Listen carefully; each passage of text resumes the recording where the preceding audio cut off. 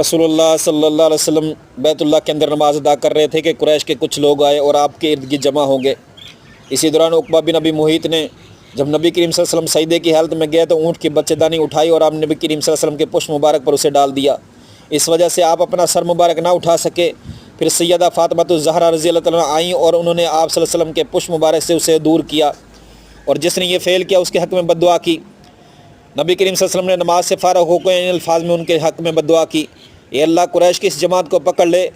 ابو جہل بن حشام، عقبہ بن ربیعہ، شیبہ بن ربیعہ اور امیہ بن خلف یا ابی بن خلف کو۔ حضرت عبداللہ بن مسعود رضی اللہ عنہ فرماتے ہیں کہ میں نے دیکھا کہ یہ لوگ بدر کی لڑائی میں مارے گئے اور ایک کنویں میں انہیں ڈال دیا گیا، البتہ امیہ یا ابی بن خلف کو